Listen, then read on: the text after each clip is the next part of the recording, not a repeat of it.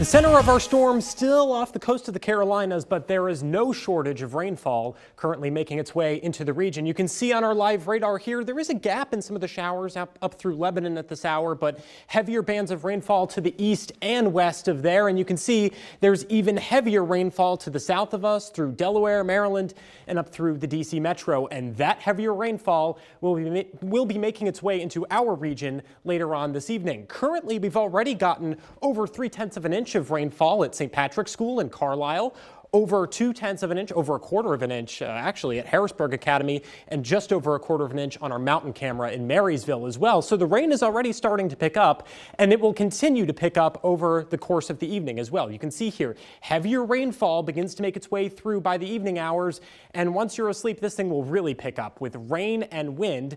The good news is the models are trending toward it exiting earlier in the morning tomorrow morning. So tomorrow by mid-morning, we should be mostly dry across the region, aside from a few clouds in the region.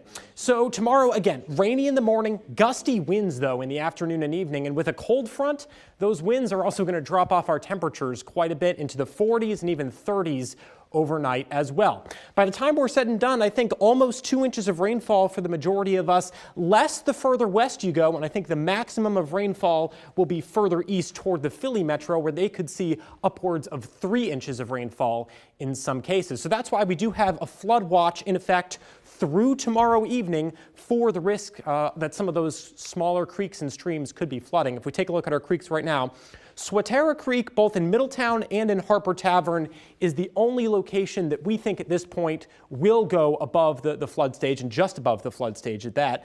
Harper Tavern being the strongest of that, just over a foot above the flood stage. Our other rivers and creeks will be just under the flood stage, but still something to watch as we go into later this evening and into tomorrow.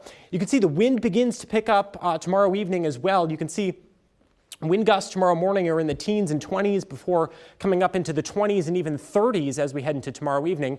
And that wind out of the northwest will bring with it some lake effect snow showers, I think early Tuesday morning as well. So you can see some of those snow showers, again, early Tuesday morning, maybe a nuisance to the morning commute, but it shouldn't be anything that accumulates aside from in our higher elevations. Take a look at the 7-day forecast here, though. Notice after we get rid of this storm, we're seasonable and relatively clear for the rest of the week. Clouds on the increase for your weekend, and I'll have more on your Christmas weekend forecast tonight at 11. Here's Jared with sports. That's right, sports is